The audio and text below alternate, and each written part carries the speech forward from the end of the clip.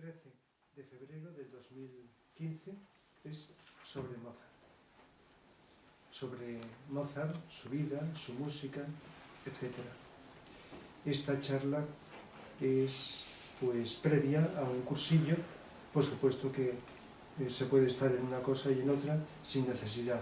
No es indispensable para asistir al cursillo, pero a veces hago esto, pongo una charla que tenga referencia al cursillo que imparto. Entonces hoy vamos a hablar sobre Mozart. No es la primera vez, porque creo recordar que no hace mucho, quizá un par de años o así, también estuve hablando, no sé si alguien estabais de los presentes en alguna charla sobre Mozart. El año pasado impartí un cursillo dedicado solo a Beethoven y anuncié posteriormente uno de Mozart, pero lo tuve que aplazar porque no había suficiente gente. Entonces, ahora pues vamos a por Mozart. Mozart, yo creo que todo el mundo le suena el nombre. Habrá personas que habrán escuchado muy poco de Mozart. No sé si se puede decir que alguien no ha escuchado nunca a Mozart, pero hay personas que lo habrán escuchado muy pocas veces. Otras más y otras mucho, como pasa con todos los compositores y todas las obras de música. Pero es muy conocido. Incluso es una música dentro de la clásica que, aunque no seas aficionado a la misma, atrae y gusta. Hasta los niños. Es una música atractiva. Por ejemplo, de La flauta mágica, que es una de sus óperas, de las 22 que compuso más famosa, pues es una ópera que atrae a los niños. Por supuesto que tiene un argumento y una temática muy elevada, muy trascendental, pero tiene elementos muy cercanos, divertidos, y quizá esos son los que, entre otros, atraen más a los niños. De tal manera que hasta se hizo una peliculita de poco más de media hora de dibujos animados con fragmentos de La flauta mágica. Claro, al ser de dibujos animados se entiende que va dirigido hacia los niños. Y poner música de Mozart, no cualquiera, sino algunas obras, a los niños, pues es una de las que más atrae a estos. Por supuesto, no es el único compositor, porque pueden haber otras obras de música clásica que sean asequibles a estos. Entonces, Mozart, pues se puede decir muchas cosas. Y aunque uno no sea aficionado, todo el mundo tiene la imagen de Mozart asociada a su juventud, a su precocidad, a su genialidad. Mozart como genio y como persona muy precoz. A los 4 años, fijaos lo que es un niño de 4 años, ya aprendía de memoria obras de música y las tocaba, ya podía tocar. Y a los 5 ya componía, 5 o 6 años ya podía componer de su creatividad musical.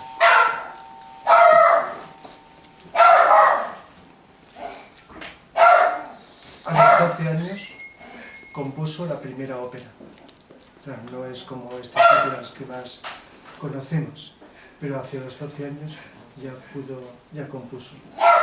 Y hacia los 5 años o así, hacia los 5 años aproximadamente, junto con sus padres y su hermana, que también tocaba música y también era mayor que él, pero tocaba música, recorrieron varios lugares de Europa. Estuvo recorriendo Europa durante 3 años, distintas ciudades de Europa, hasta Inglaterra. Hizo 3 viajes a Italia. El caso es que 1/3 de la vida de Mozart, que vivió 35 años, estuvo viajando. Lógicamente, pues, él vivía pues, por allí, por Alemania. Intentó asentarse en Viena y durante un tiempo pues, lo consiguió. Pero es una de sus, podríamos llamar, frustraciones, era conseguir tener éxito en Viena. No al principio, que cuando era niño, como pasa con muchos niños que son precoces y tienen unas características, pueden hacerse famosos, pero luego cuando crecen ya la fama va disminuyendo. Su caso no es exactamente así, pero sí esa acogida que tenía él junto con su hermana de niños, pues ya luego conforme fueron creciendo fue disminuyendo. En aquella época, estamos hablando de la segunda mitad del siglo XVIII, los artistas, no solo los músicos, los artistas tenían necesidad de mecenas de la clase alta. Podríamos decir que Mozart pertenecía a la burguesía, pero dependía de la aristocracia cortesana. Y por lo tanto los mecenas eran como el príncipe, que a veces el caso de el príncipe arzobispo de Salzburgo, que era arzobispo y además príncipe, sabéis que a veces los títulos eclesiásticos y políticos están unidos, pues dependía de él. Claro, su padre, que era músico, trabajaba para este arzobispo de Salzburgo, príncipe arzobispo. Y desde pequeñitos el padre se esmeró mucho en educarle en la música de aquel entonces, la música del estilo que predominaba entonces, y el que pedían los mecenas, los de arriba, tenían que pedir, y los músicos eran como sus criados, estaban a sus órdenes. El tipo de música que tenían que componer, la música que tenían que tocar, etcétera, etcétera. Eso los poderosos lo determinaban.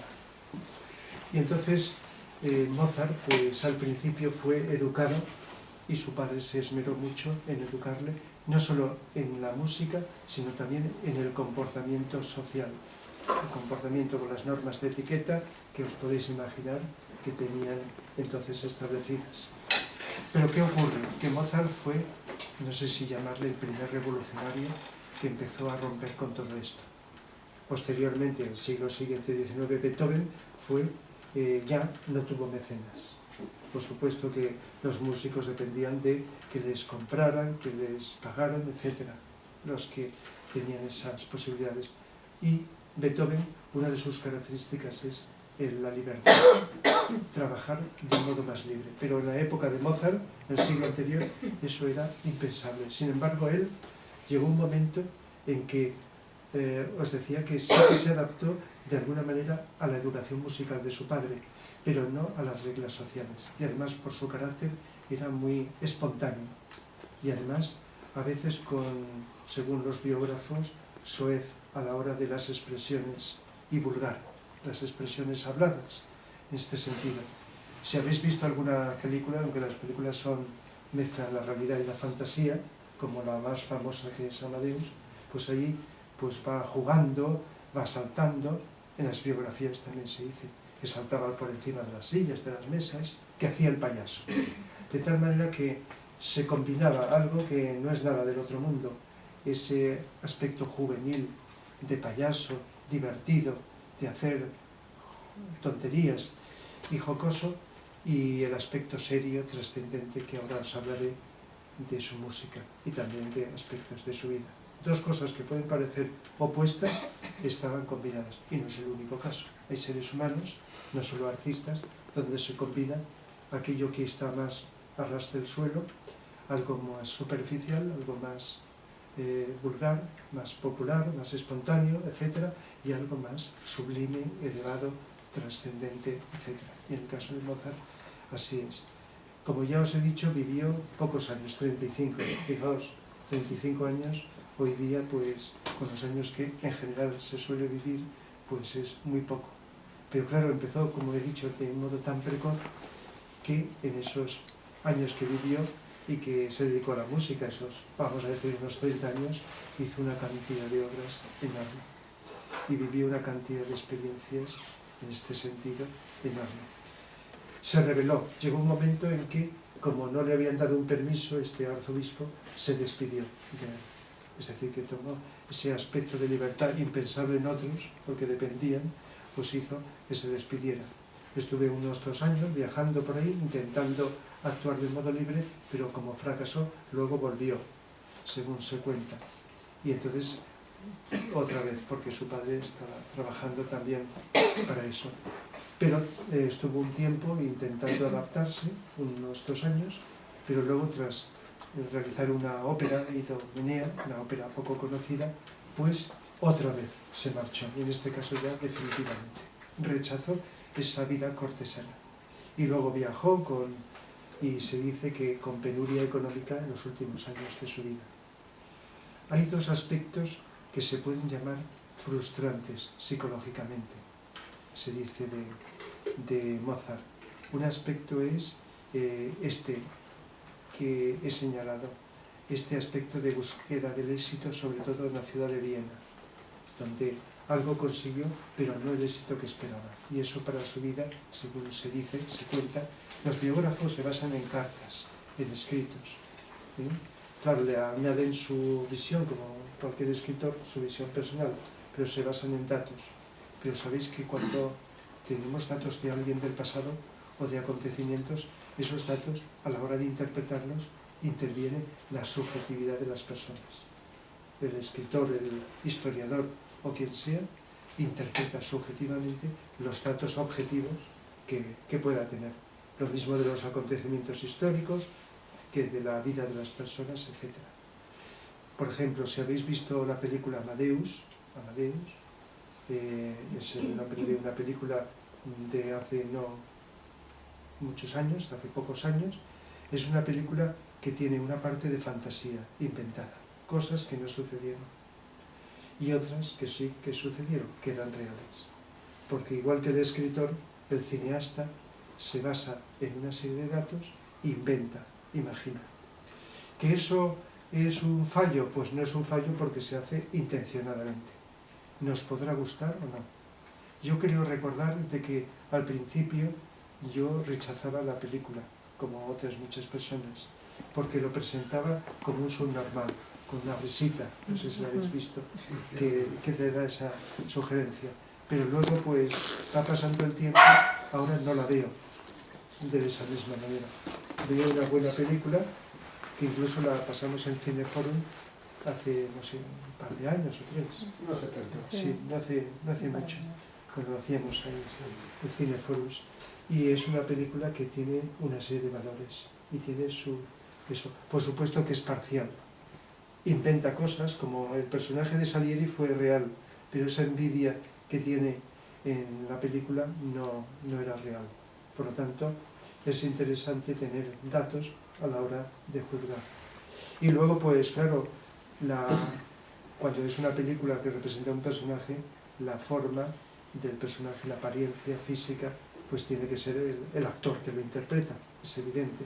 Buscan que se aproxime a los retratos, pero porque se dice que no tenía un rostro muy agraciado, ¿verdad? Y era, como os decía anteriormente, más juerguista y más jocoso y con expresiones a veces que desentonaban de lo que entendemos de la profundidad de este genio. Entonces, pues la película, ya digo, mezcla unas cosas reales y muy profundas y que nos puede dar una serie de expresiones de unos valores y otros aspectos que son inventados.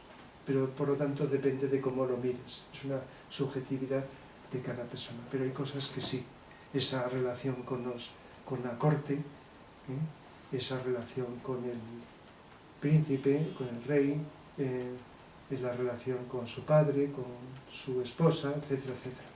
Y la otra frustración que nos hablan los historiadores, que se han escrito libros, pues es eso, la frustración de ese amor que demandaba, porque era una persona, como hay tantas que han habido, famosos o no famosos, con una demanda de amor.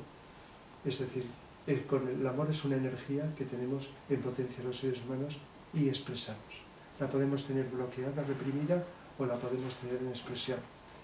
Y depende del estado de conciencia que tenemos para que esté o dormida o despierta, expresada o inexpresada. Pero también, según ese nivel de conciencia, demandamos recibir amor del exterior. Y si no se recibe el amor y no tiene uno suficiente desarrollado su potencial, eso causa problemas psicológicos, causa sufrimiento.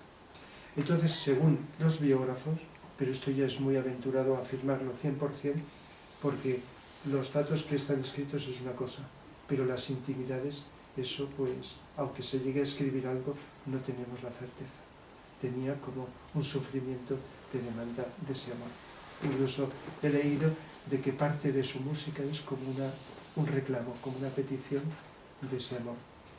Pero bueno, aunque no haya hecho la música para esto, una música que, como la de Mozart, que tiene mucho que ver, los que habéis oído hablar de los rayos, con el segundo rayo de amor, sabiduría, así como Beethoven, el primer rayo, pero ya que lo he dicho, Beethoven, que siempre lo nombro como la mejor música para salir de una depresión, para estimular la voluntad, para estimular la energía, porque tiene esa fuerza que enseguida se nota, tenía también mucho amor. La música de Beethoven es muy humanista, es muy humana y estimula mucho esos valores humanos del ser, de los seres. Y por lo tanto tenía también mucho amor. Y Mozart, que es más de segundo rayo de amor, tiene también, no esa fuerza que tenía Beethoven, pero una fuerza también energética grande.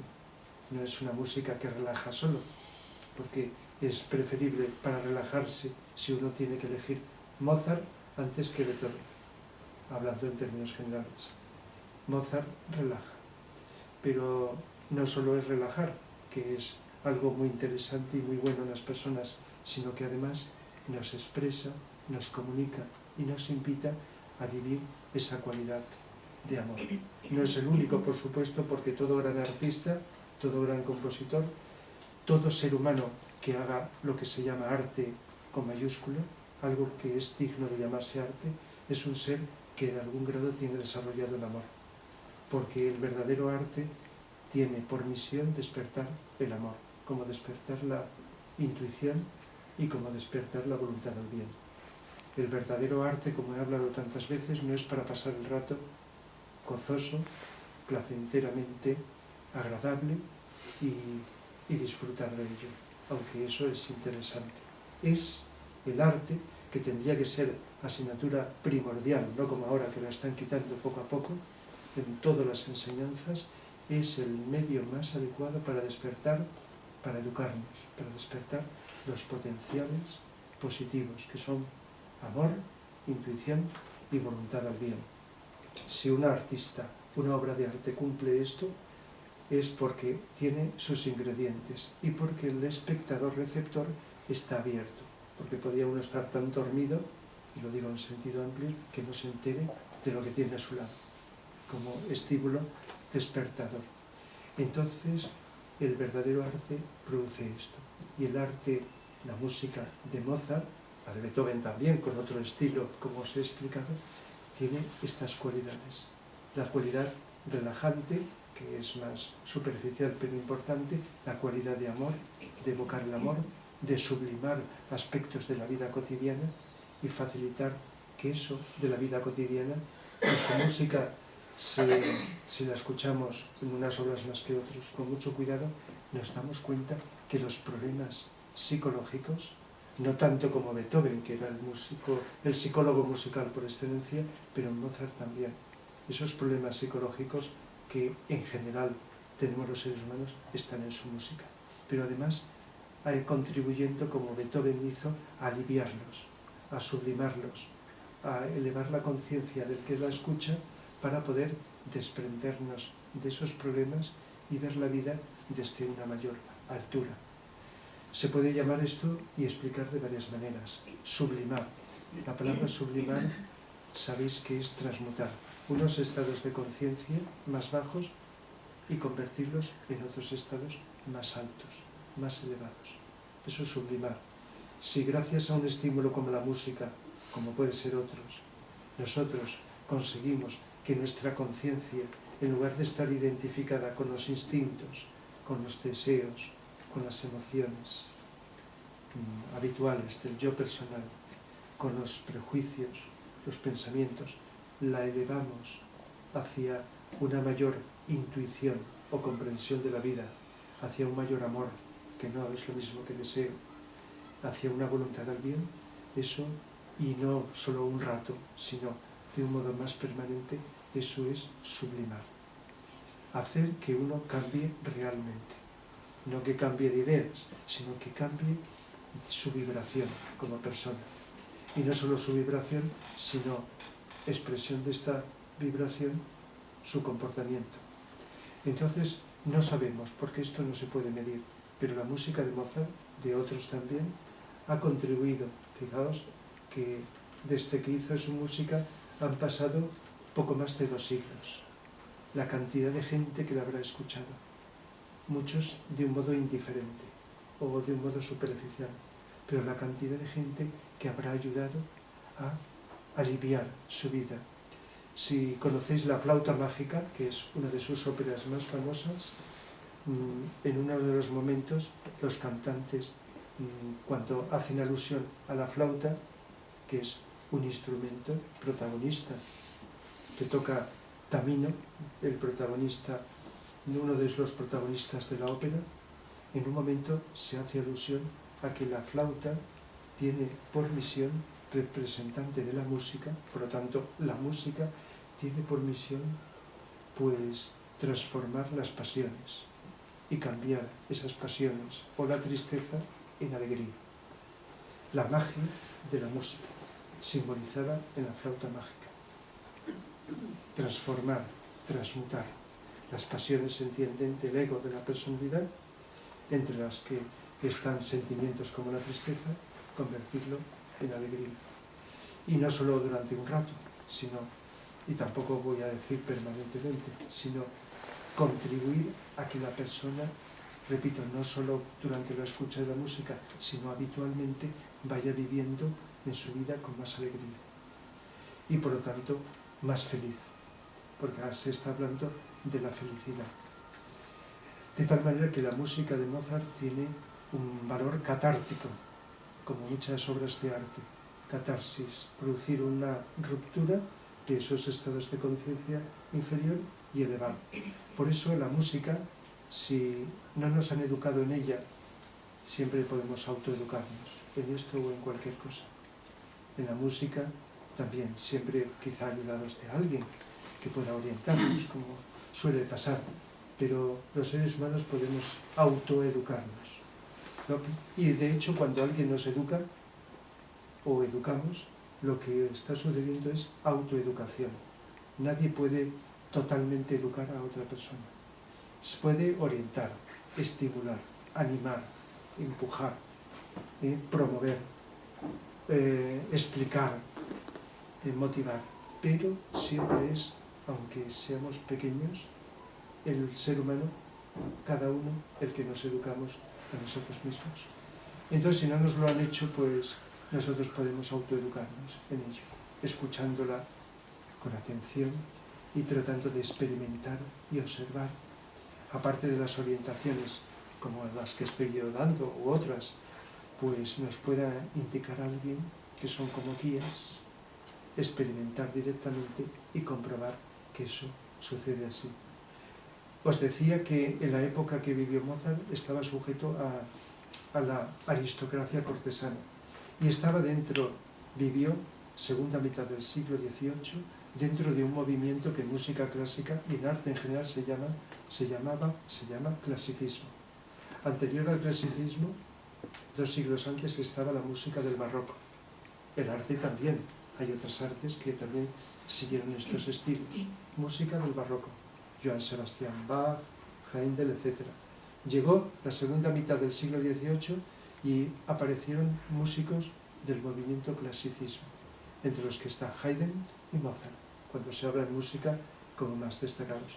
Y al siglo siguiente, siglo XIX, el romanticismo, la primera mitad, y otros movimientos como la ópera, el nacionalismo, el impresionismo, etc. Pero cuando se habla de música del clasicismo, se habla de una música que se sujeta a unos modelos, a unos cánones, que están, digamos, con distintas variaciones, pero están impuestas por la sociedad de entonces, buscando el equilibrio, la claridad, la simetría, la armonía. Se utilizaba la melodía y el ritmo, etcétera, etcétera. Buscar algo porque pensaban que esas cualidades eran de la sociedad ideal. Vamos a poner ideal entre comillas, porque sociedad ideal no ha habido, ¿verdad? Toda sociedad tiene sus cualidades y sus defectos, que tenía que ser un reflejo de la sociedad. Entonces la música del clasicismo es una música que se diferencia, por ejemplo, de la que vino después con Beethoven y otros, del romanticismo, en que tiene esa tendencia más, con variaciones por supuesto, más normalizada, más monótona, más igual. Pero llega la música del romanticismo, si escucháis cualquier música del romanticismo, a veces suena bajito y si te descuidas te da un susto porque sube el volumen. Hay variaciones, estimula mucho el mundo emocional y depende de la calidad del compositor para estimular emociones más elementales o sentimientos, más que emociones, sentimientos más elevados. Es decir, que la palabra romanticismo a veces le damos una característica muy elemental, romanticismo, como emocional, emocionalidad, pero cogemos algunos artistas del romanticismo y trasciende con creces todo esto, unos sentimientos profundos que llegan al alma o que están expresando algo más que la personalidad, las cualidades del alma, las más profundas cualidades de amor, de intuición y de voluntad. Todas las cualidades del alma del ser humano se sintetizan en estas tres cualidades: voluntad, amor y la inteligencia, o podríamos decir la intuición. Entonces, cuando un estímulo artístico o la música está estimulando, como os decía, estas cualidades, nos está favoreciendo la conexión con el alma. Ya es una gran influencia asentar, controlar, sedar, calmar el mundo turbulento de las emociones. Eso ya es bastante, con música o como fuera, que muchos seres humanos se relajen y calmen su mundo, no solo físico, sino emocional. Porque el campo de batalla del ser humano, desde hace muchísimo tiempo, es el mundo emocional. El 90% de las causas de todas las enfermedades del cuerpo están en las emociones. El resto está en la mente, ¿no? Porque todas las enfermedades, como hemos explicado otras veces, tienen causa psicológica. Y no lo digo yo, sino es algo que se va comprobando. Los problemas psicológicos los cogemos, se llamen como se llamen, emocionales. Las relaciones humanas, emocionales. Es un mundo que en algunas personas está más controlado, más quieto, y en otras está como más tempestuoso, más movido. Entonces la música puede contribuir, sin llegar a grandes alturas, a controlar esto, a calmarlo y a ir transmutando esas emociones, como os decía antes.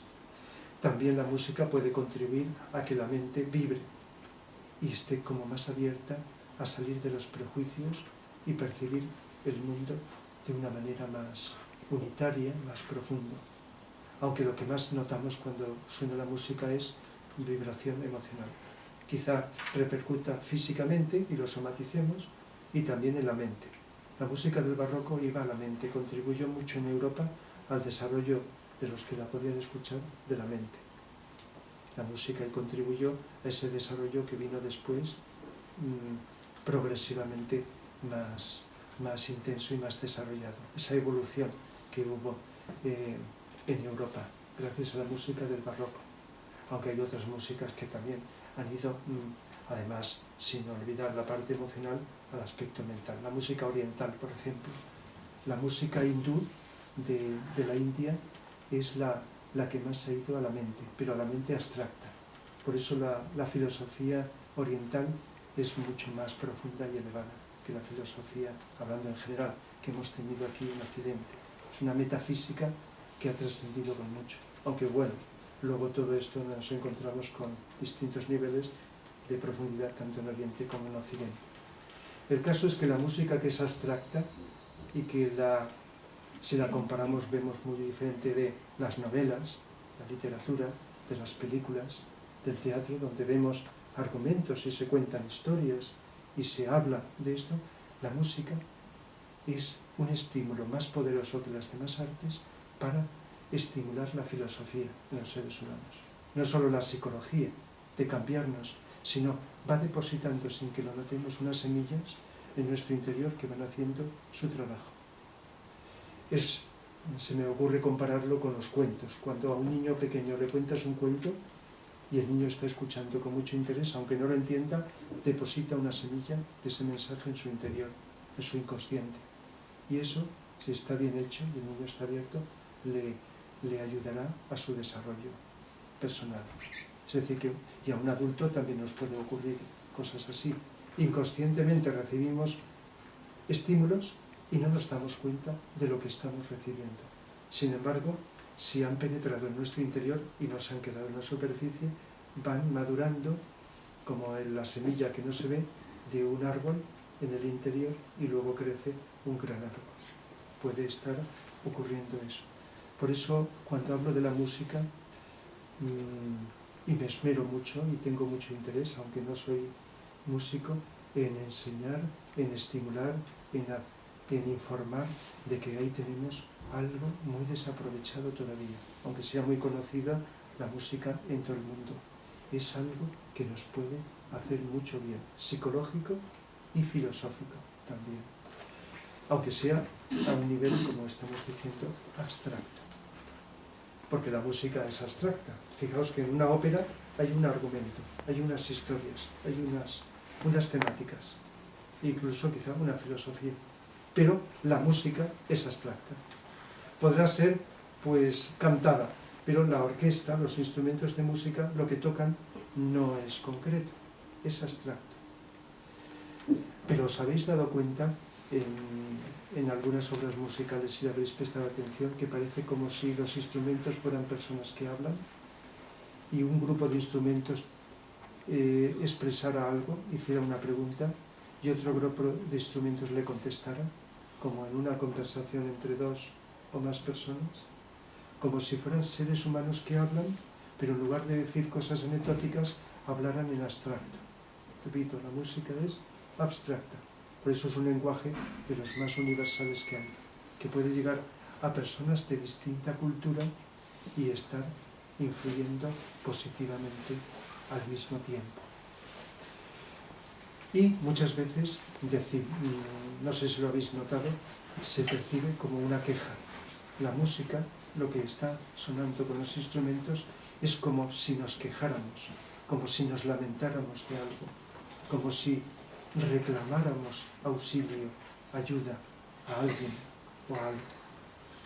Y luego se puede estar notando cómo esa invocación o petición va seguida de una evocación, de una respuesta.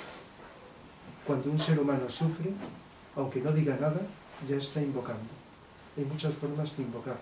En las religiones están las oraciones, están las meditaciones, están los mantras, está el hecho de estar atento y abierto a la vida. El estar, digamos, sufriendo, la persona lo puede expresar de muchas maneras, pero eso es como una petición que lanzas sin saber a dónde ni a quién y que, según las circunstancias, cómo lo haces y cómo estés, recibes o no recibes, o de una manera o de otra, una respuesta. Se dice en profundidad que la melodía, esto es de seres muy avanzados, la melodía, que sabéis lo que es eso que más notamos, que más se recuerda en música, que más placer emocional produce, es como una invocación, como una llamada del hombre a Dios, del ser humano a Dios. Y la armonía es cuando suenan varios instrumentos o varias notas al mismo tiempo, simultáneamente. Es la respuesta de Dios al ser humano. Esto puede parecer anecdótico, pero tiene mucha profundidad. En música se habla de melodía, de armonía y de ritmo, ¿verdad? Melodía, ya lo sabéis, es como una frase que pronunciamos, incluso a veces la forma de hablar puede ser melódica, como la música, tiene mucha relación. Cuando en la humanidad en el futuro hablemos mejor, porque parte de la evolución la conseguiremos hablando mejor, y hoy día se cuida muy poco la expresión. Entonces la forma de hablar será más poética, no penséis en la poesía de rima, poética y musical. La forma de hablar se acercará a la poesía y a la música. Igual que la poesía, sabéis que es una forma de expresión hablada, aunque esté escrita, ¿verdad? Pero tiene su musicalidad, tiene su melodía, tiene su ritmo, etc. Es decir, que no es difícil empezar a captar que puede haber conexiones.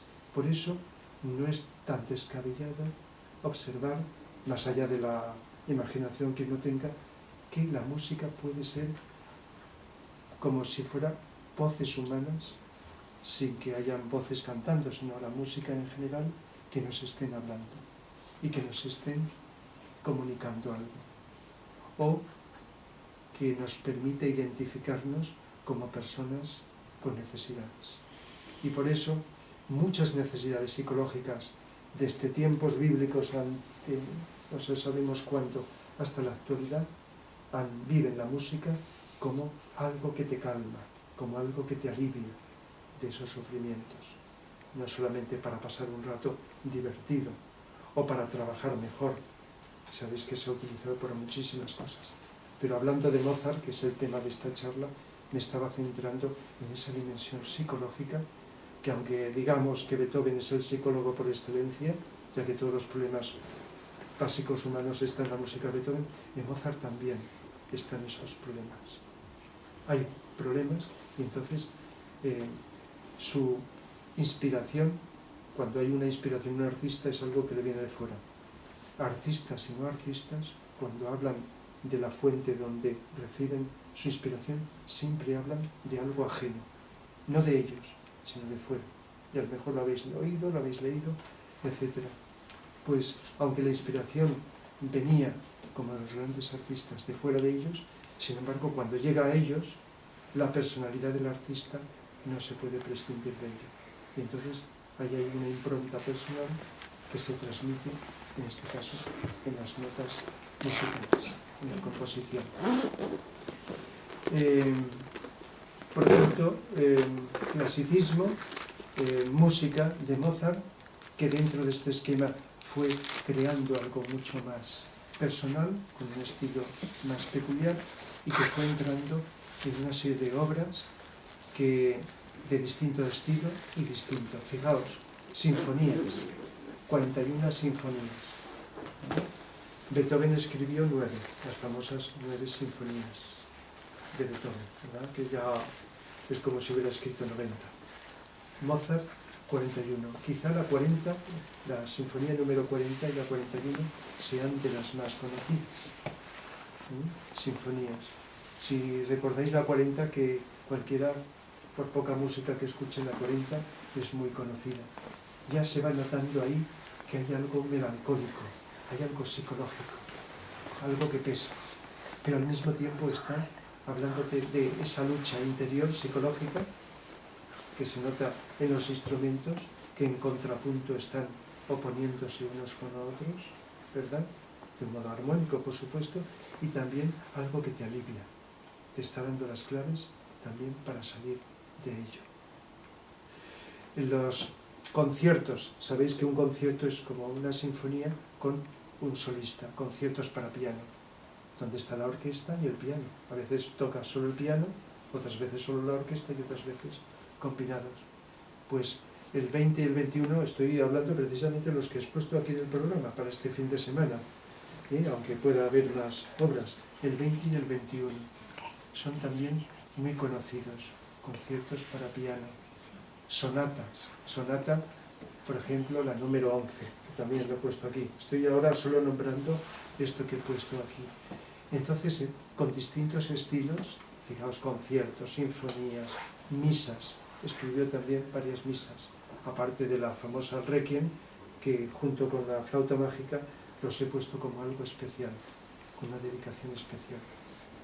Misas, 22 óperas, de las cuales, bueno, la flauta mágica, Don Giovanni, inspirado en el mito de Don Juan, ¿verdad? El rapto del Serrallo, Zaide, Così fan tutti, las bodas de Fígaro, son nombres que seguramente os suenan de óperas destacadas en esto. Pero fijémonos, por ejemplo, en el Requiem. Sabéis que Requiem es una misa de difuntos. Y claro, decimos misa de difuntos, enseguida asociamos pues para un funeral. A mitad de esto es cuando se murió.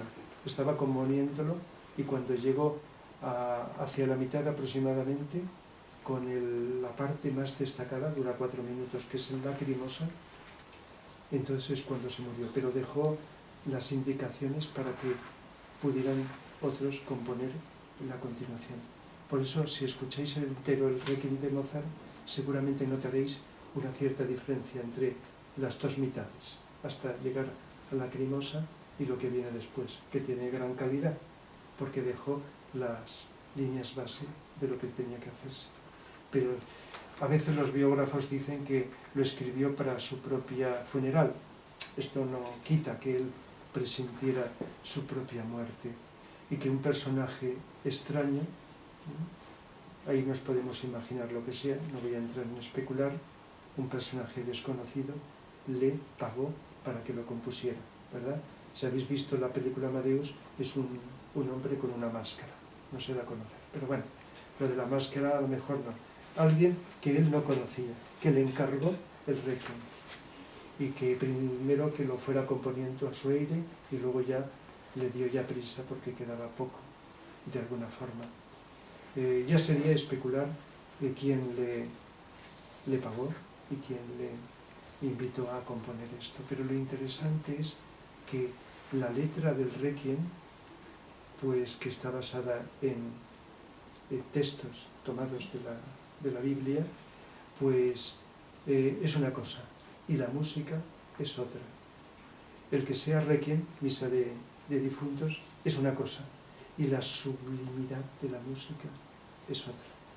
Más allá de que uno sea creyente o no creyente, más allá de que lo asocia a un funeral o no, es una música que penetra, como hay otras que diremos que también por aquí, pero que llega tan profundo, si la conocéis, y cuando más se escucha y uno es sensible, está preparado más y más, eso es innegable.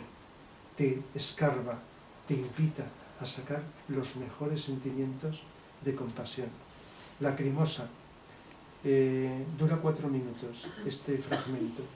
La letra dice: lacrimoso día aquel en que el hombre, el ser humano, resurgirá de sus cenizas.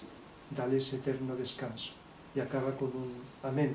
Igual que en las meditaciones se suele acabar con el mantra Om, pues sabéis que en las oraciones cristianas con el amén. Entonces, con el amén.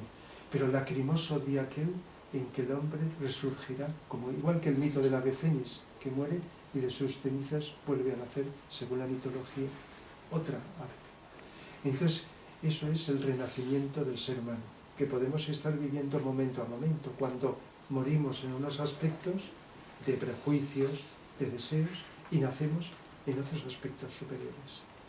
Eso se puede expresar con el símbolo de renacer de las cenizas.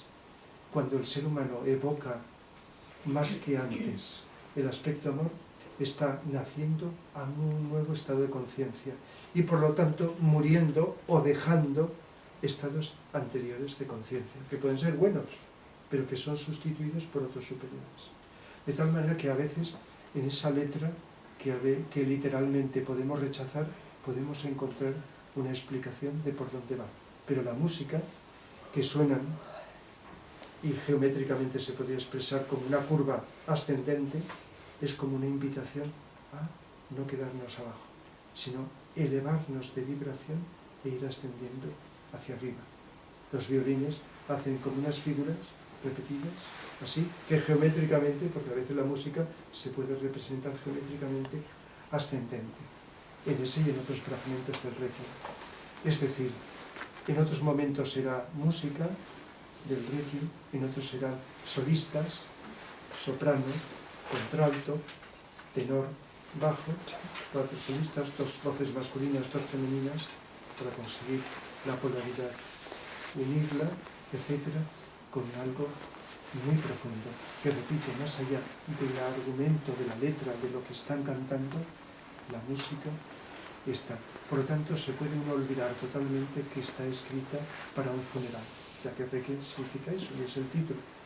Y algún compositor famoso ha escrito también Requiems, pero eso trasciende lo que es un funeral y luego se escucha como una obra más de música clásica. Es una obra que merece una atención especial. Y como óperas, La flauta mágica, a la cual creo recordar que en esas sesiones que voy poniendo de ópera, fue el año pasado, si no recuerdo, pusimos un sábado, la única que he puesto al margen de las de Wagner ha sido La flauta mágica. Bueno, también pusimos Turandot, son las dos únicas. Es una ópera muy especial. En la película Amadeus, que no sé si habéis visto, no se nombra, pero los últimos años estuvo con la masonería, fue masón. Y se dice que llegó bastante avanzado. Ese chico tan revoltoso, porque la masonería se asocia a la seriedad, algo trascendente. No voy a entrar porque es muy largo hablar de la masonería, pero se dice que la masonería, unos dicen su origen en la Edad Media, o en Egipto, y otros en Atlántida, ¿verdad? Y no nos extrañe porque a lo largo de la historia de la humanidad hay movimientos que van cambiando de nombre o de apariencia, pero que en el fondo es lo mismo. El fondo del espíritu de la masonería es desarrollar los valores y los potenciales del ser humano. Y los elementos básicos son libertad, igualdad y fraternidad. Estaba detrás de la Revolución Francesa, no de la parte sangrienta, sino de la parte positiva. Los masones estaban detrás de la construcción de las catedrales. Seguramente habéis oído hablar de esto.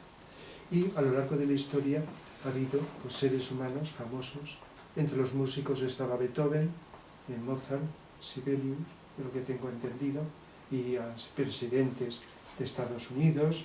Ha habido inventores, personajes destacados que han pasado, otros más desconocidos.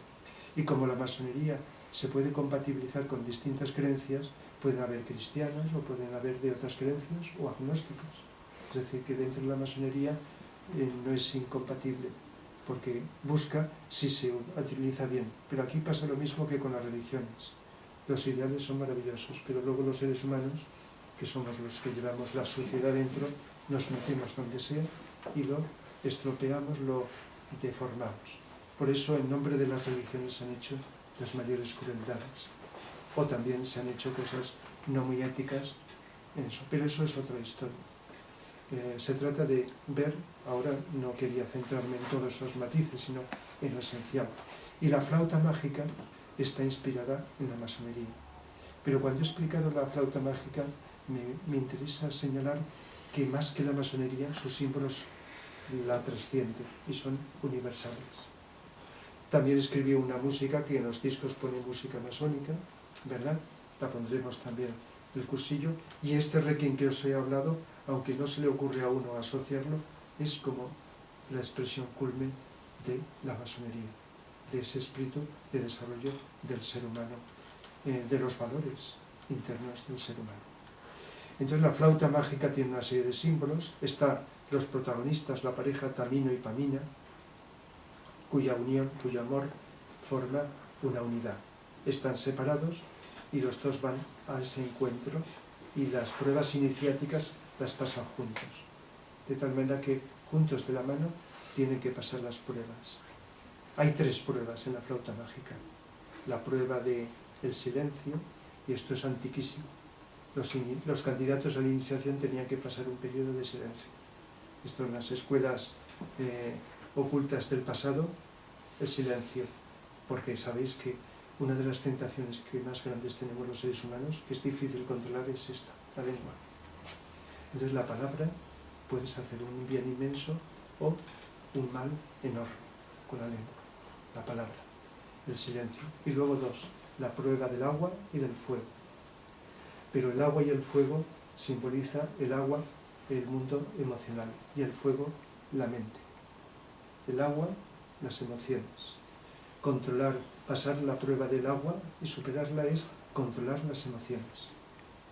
El agua ha sido un símbolo universal de las emociones. Hasta cuando soñamos con agua, con frecuencia, está simbolizando el mundo psicológico emocional.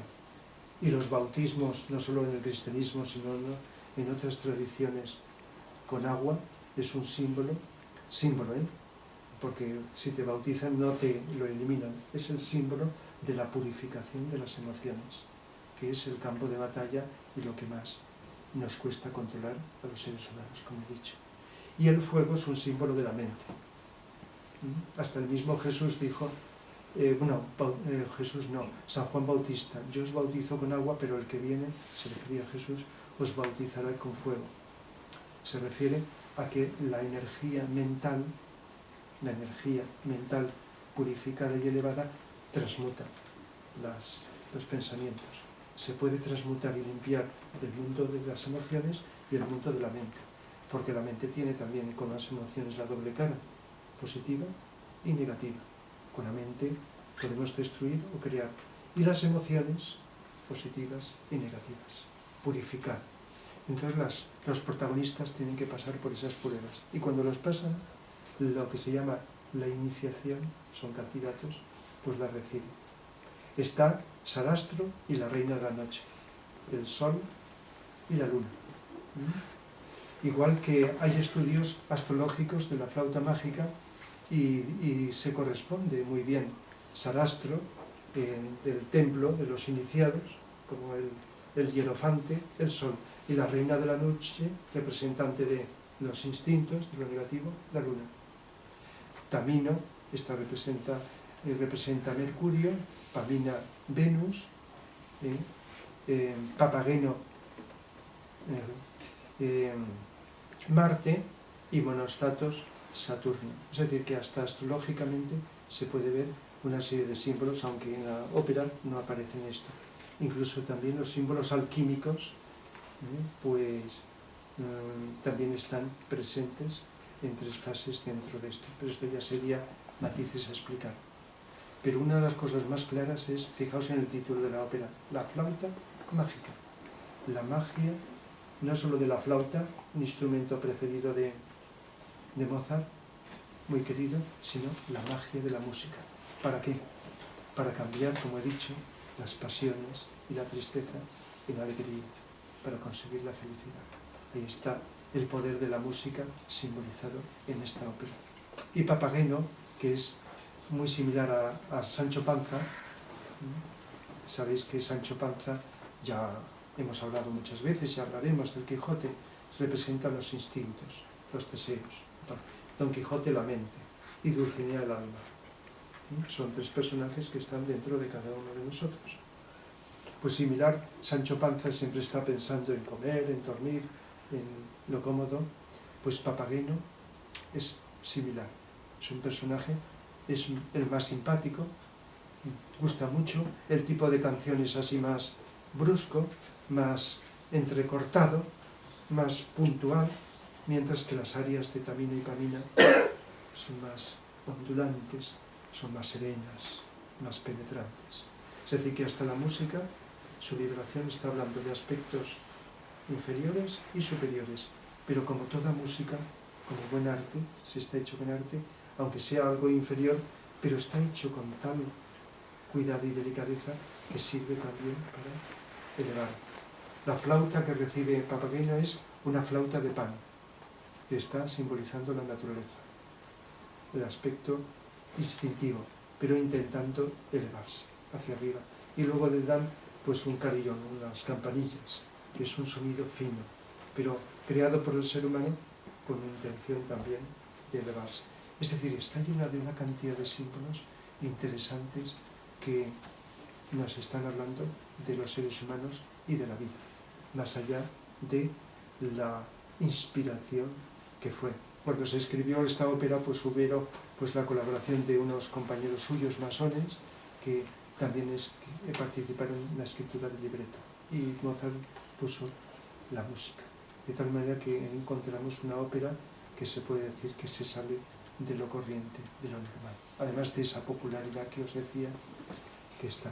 Por cierto, el domingo día 1 de marzo, en el Palau de la Música, no como ópera, sino como cantantes, dedicado a los niños, pues unos amigos han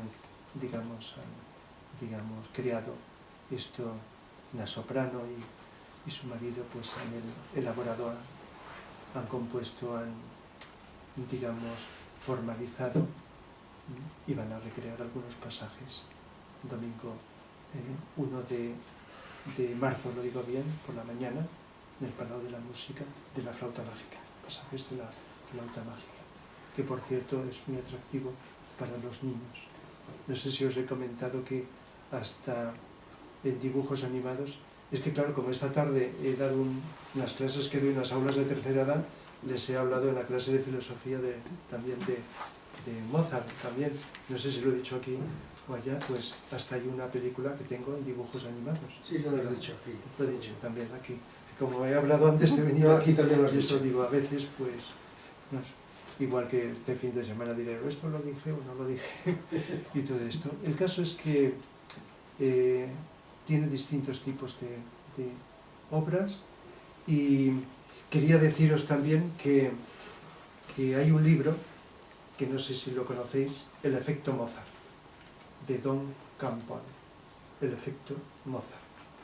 Este autor escribió este libro, y aunque el efecto Mozart hacía alusión a los experimentos que finales de este siglo pasado se han hecho en distintos lugares del mundo, en hospitales y en lugares, con la música de Mozart, para ayudar a aliviar las enfermedades, para muchas cosas, para ayudar a las mujeres en gestación y un montón de cosas. El libro no se dedica solo a Mozart, porque va hablando de utilizaciones de la música, de Mozart y de otros tipos de música, en distintas partes, en distintos lugares, distintos enfoques para la curación, para la ayuda del ser humano. Pero concretamente el autor es el que utilizó este nombre. Pero como él dice aquí, dice que, y con esto terminamos y pasamos al coloquio, dice: el poder de la música de Mozart ha llegado a conocimiento del público gracias, en gran parte, a la investigación realizada en la Universidad de California, comienzo de los años 90, en un centro de neurobiología, aprendizaje y memoria de Irving. Un equipo de investigadores comenzaron a observar algunos efectos de la música de Mozart en universitarios y en niños. Después de escuchar unos 10 minutos una sonata para piano, para 2 pianos, los efectos, aunque duraron poco, se llegó a la conclusión de la relación entre la música y el razonamiento espacial, que era tan fuerte que simplemente escuchar música puede influir muchísimo, dice. Una vez tuvieron los resultados, el físico Gordon sugirió que posiblemente la música de Mozart aviva el cerebro, facilita ciertos comportamientos neuronales complejos que intervienen en las actividades cerebrales. Eso es un pasaje, un detalle de experimentos que se han hecho con muchos. Pero hubo un doctor, a finales del siglo pasado, el doctor Alfred Tomatis, un médico francés, que investigó las propiedades sanadoras del sonido y de la música en general, especialmente la de Mozart. Durante la última mitad del siglo pasado, este médico dedicó su vida a comprender el oído y las muchas manifestaciones de la escucha. Hizo pruebas a más de 100.000 clientes en sus centros de escucha de todo el mundo para detectar discapacidades de escucha, vocales y auditivas, trastornos del aprendizaje. Desde su casa principal en París, trabaja con muchas personas, entre ellas muchos profesionales, niños con discapacidades psicológicas y de aprendizaje, y personas con lesiones graves en la cabeza. Su visión global del oído establece nuevos modelos para la educación, curación y rehabilitación. Incluso también, pues, lo que desde entonces se utiliza para las mujeres embarazadas, porque se ha ido comprobando que se oye, que el feto oye los sonidos. Y muchas mujeres, pues, antes de que nazca su hijo, se ponen música de Mozart y de otros también. Y luego pues se ha ido comprobando, aunque esta comprobación se necesita tiempo, ¿verdad?, para que esto surja, pues los efectos en ese ser que nace. Igual que a veces habéis oído que el estado psicológico de una madre pues influye pues en ese nuevo hijo que va a tener el nuevo ser. Y luego pues Tomatis perfeccionó el nacimiento sónico, y esto es muy breve, que es un método que hace escuchar al niño o la niña los sonidos filtrados de la voz de su madre, lo que genera la sensación de nutrición emocional, un retorno inconsciente hacia su primera percepción. Y Tomatis ha tenido mucho éxito en el tratamiento de niños con retraso en el desarrollo del habla, personas que físicamente son capaces de oír, pero que no escuchan ni responden. Y entonces explica cómo estos sonidos que escucha son ayudados por la música de Mozart. Dice, la música de Mozart produce los mejores efectos en reemplazo de una madre ausente. Mozart es una buena madre, afirma Tomatis, como una frase suya. Y a lo largo de 50 años de procesos clínicos experimentales, dice que ha elegido a un compositor y solo a uno. Dice, continúo probando nuevas formas de música y con gusto uso formas de canto, folclórica y clásica, pero las propiedades de la de Mozart, sobre todo los conciertos de violín, generan el mayor efecto curativo en el cuerpo humano. Bien, es un pequeño detalle de una información de experimentos que en distintos lugares del planeta se han hecho. Y entonces el libro este, El efecto Mozart, es la contribución de la música a esto. Pero como os he dicho antes, también va hablando de otros tipos de música que han ido o que se sigue experimentando como contribución a la salud, a la educación, a la formación, al aprendizaje y a un montón de aspectos que cada vez espero que, aunque haya la miopía de los gobernantes, pues que cada vez se vaya utilizando más y más. Hasta yo personalmente intento, humildemente, sí, porque es poco también con los enfermos mentales con los que trabajo, también les pongo todas las semanas música, les voy explicando los efectos positivos de la música. Y ya es, si consigo que se vayan aficionando y vayan escuchando música, se vayan sensibilizando a la música clásica, ya es un logro, aunque no se noten los efectos terapéuticos.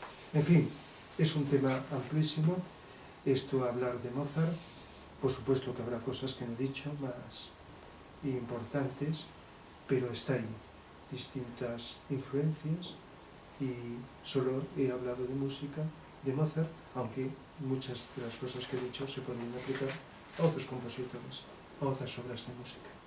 Es una lástima perdernos esto como otras maravillas que tenemos en nuestro entorno, en nuestros ambientes, que nos pueden ayudar mucho en nuestro desarrollo como seres humanos, como sociedad, etc.